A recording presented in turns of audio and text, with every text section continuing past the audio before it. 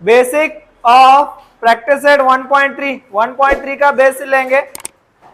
9th standard में हमने एक चीज सीखी थी, वो थी कॉन्ग्रुएंट। कॉन्ग्रुएंट मतलब क्या? दो या उससे ज्यादा ऐसी चीजें जो बिल्कुल साइज में और शेप में सेम हो। जैसे फॉर एग्जांपल ये दो मार्कर, इनका साइज भी सेम है, शेप भी सेम है, दोनों सर्कल में है, मतलब एक सिलेंडर की तरह है दोनों भी, और उनका शेप बिल्कुल सेम है एग्जैक्टली। जो भी प्रोडक्ट्स बनते हैं मार्केट में वो कॉन्ग्रुएंट बनते हैं। जैसे कि आप अपने टेक्स्ट बुक देखो 10th स्टैंडर्ड मैथमेटिक्स के, आप लो या कोई और स्कूल वाला लो, महाराष्ट्र बोर्ड वाला, उसको सेम ही मिलेगी, नंबर ऑफ पेजेस, क्वेश्चन सब कुछ सेम आएंगे। तो ये हो गए कॉन्ग्रुएंट चीजें। अब हम समझ रहे हैं सिमिलर।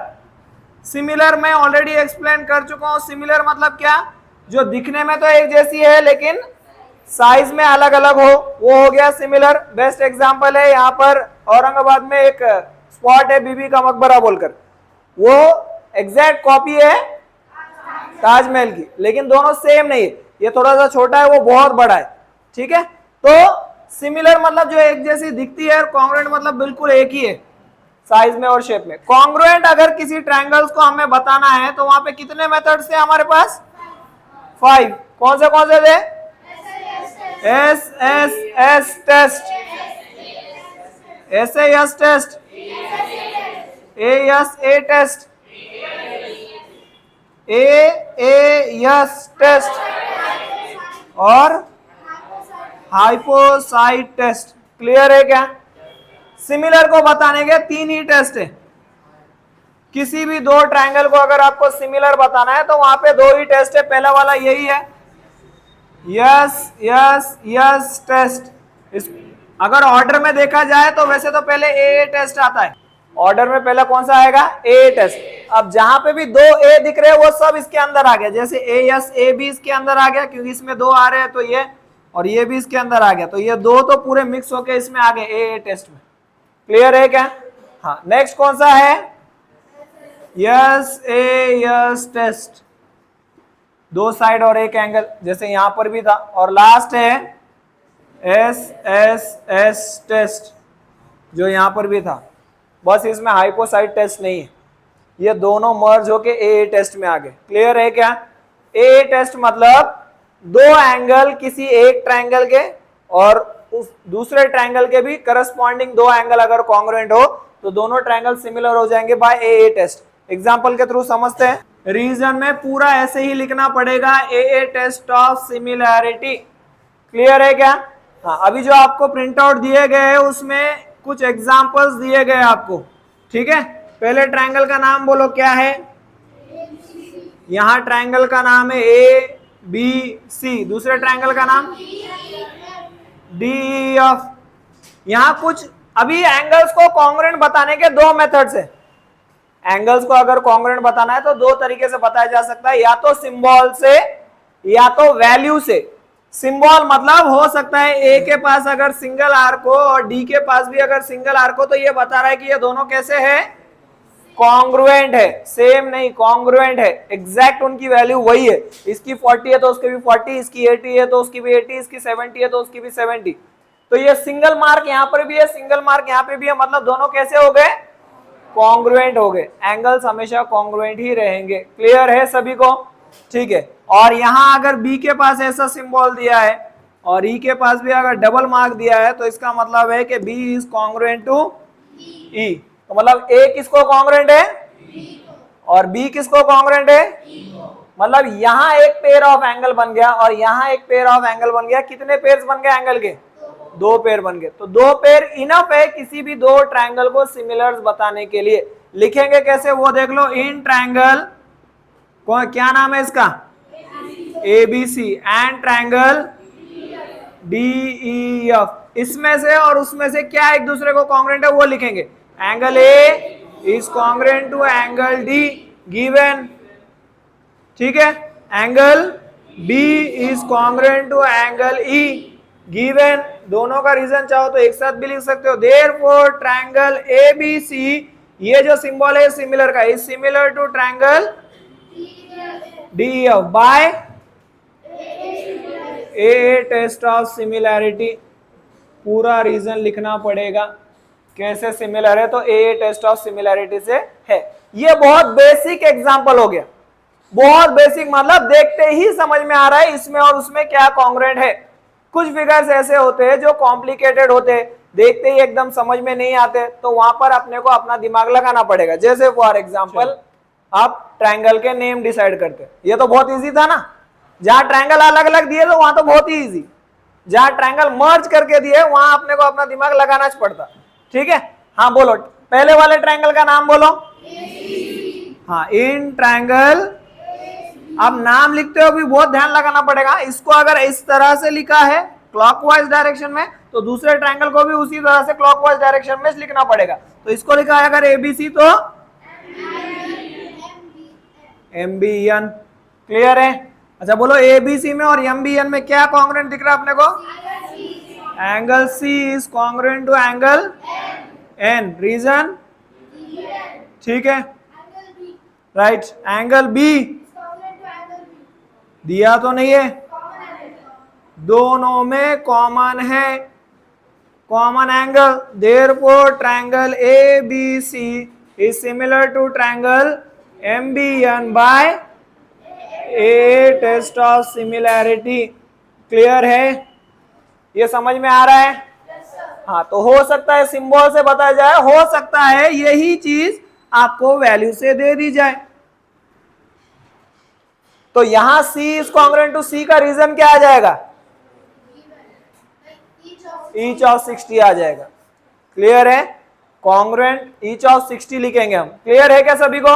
एक एग्जांपल और लेते हैं ए टेस्ट का। सबसे पहले ट्रायंगल का नेम लिखने के लिए दोनों ट्रायंगल सेम दिखने चाहिए।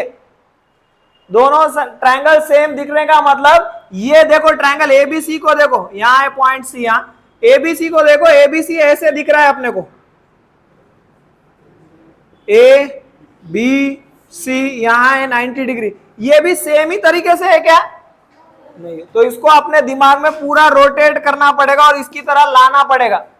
तो इसकी तरह अगर बनाएंगे तो ये इस तरह से हो जाएगा, यहां आएगा 90 डिग्री क्योंकि इसके लेफ्ट साइड में 90 है। पूरा रोटेट करेंगे तो यहां क्या आ जाएगा?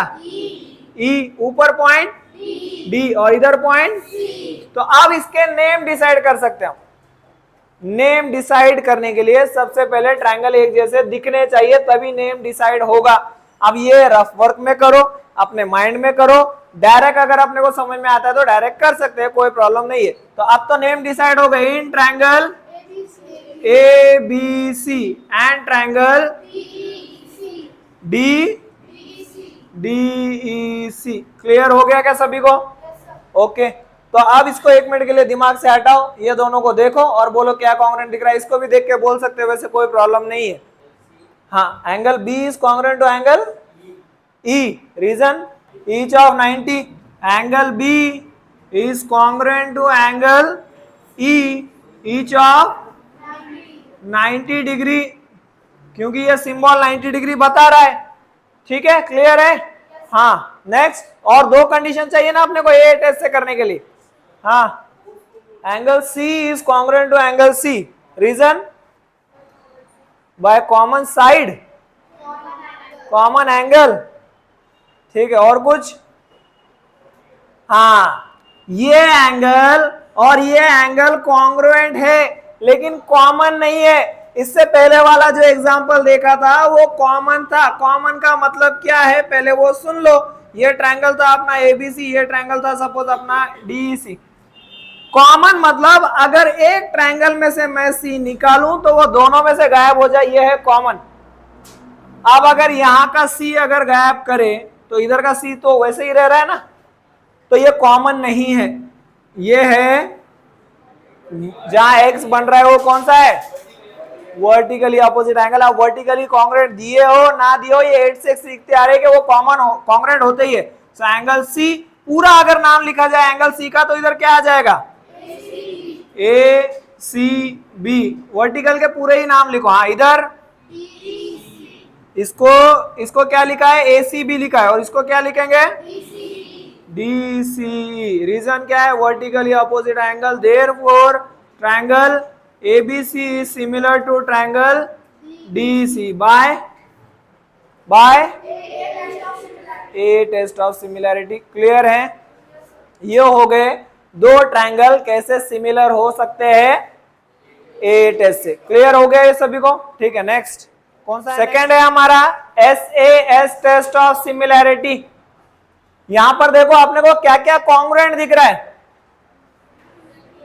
Angle B, angle Z, reason each of 90। अगर एक और एंगल कॉन्ग्रुएंट होता तो ये ए टेस्ट से हो जाता, लेकिन एक और एंगल कॉन्ग्रुएंट है नहीं यहां पर, लेकिन साइड्स के वैल्यू दिया है हमें। अब साइड हमेशा वैल्यू से ही बताए जाएंगे क्योंकि साइड कॉन्ग्रुएंट नहीं होते, साइड प्रोपोर्शन में होते। ठीक है, तो यहां पर देखो अभी ये इस ट्रायंगल का नेम डिसाइड करने के लिए इस ट्रायंगल को भी इसी की तरह बनाना पड़ेगा हमें। तो ये इस तरह से दिख रहा है तो इसको भी रोटेट करेंगे। इसको भी रोटेट करने का मतलब है इसको भी इसी तरह से हम लोग ड्रॉ कर लेंगे पहले रफ में या अपने माइंड में। तो यहां नीचे, अच्छा ये पॉइंट बोल दो 90 डिग्री के पास Z, ये ऊपर गया तो नीचे कौन सा आएगा X, यहां Y का पोजीशन सेम।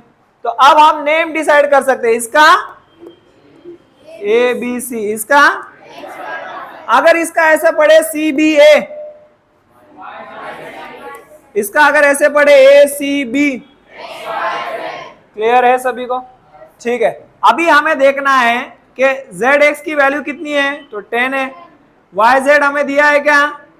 हाँ, ये तो दिया नहीं हमें। एक एंगल हमें कॉन्ग्रुएंट मिल गया है in triangle ABC and triangle XZY। Angle B is congruent to angle Z, reason है ईच ऑफ 90 डिग्री। क्लियर? हाँ, अब साइड्स प्रोपोर्शन में है या नहीं वो देखेंगे।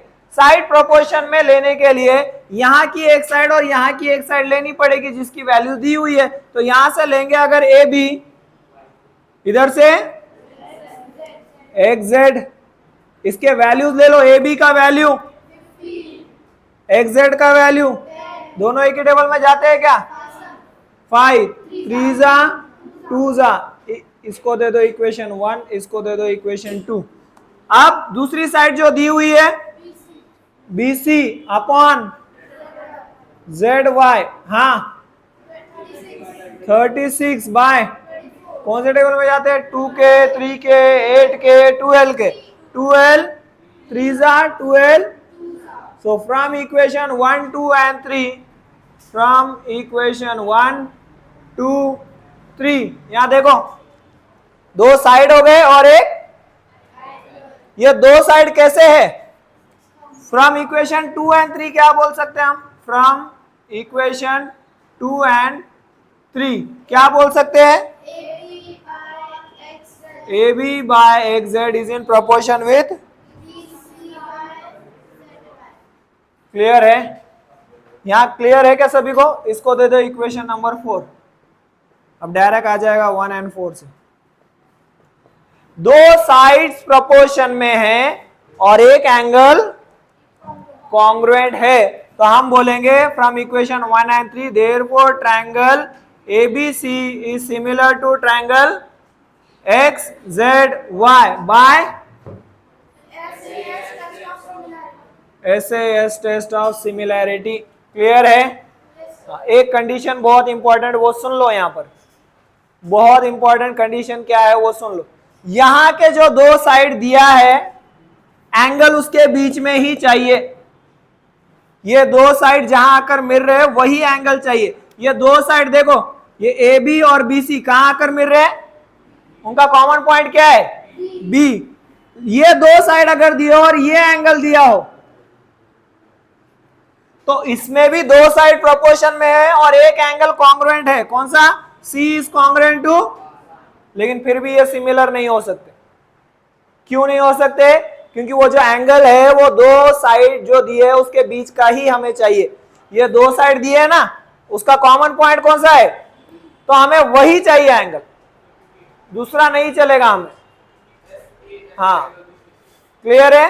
क्योंकि नाम ही है यस ए यस, दो साइड के बीच में एंगल चाहिए, तो दो साइड जो दिए उसी के बीच वाला एंगल चलेगा, दूसरा कहीं का भी नहीं चलेगा। यस यस ए नहीं लिख सकते, ए यस यस नहीं लिख सकते, कुछ भी नहीं होगा। समझ में आ रहा है क्या? ठीक है, तो ये यहीं का एंगल हमें कॉमन कॉन्ग्रुएंट चाहिए।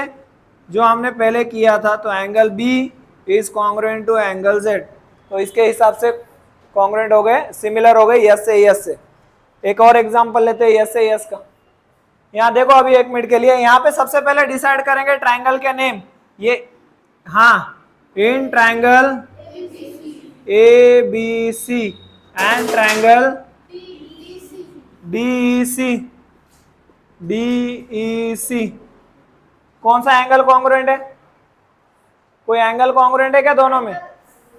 हाँ, angle C is congruent to angle C, reason common angle. इसको चाहो तो इक्वेशन दे दो ए समझने के लिए। अब साइड्स देखते हैं, इधर से लेते हैं AC, तो यहां से क्या आ जाएगा? DC। AC की वैल्यू कितनी है? 12। DC की वैल्यू, दोनों एक ही टेबल में जाते हैं, 6 के 6 2 जा 6 1 जा, इक्वेशन नंबर 1।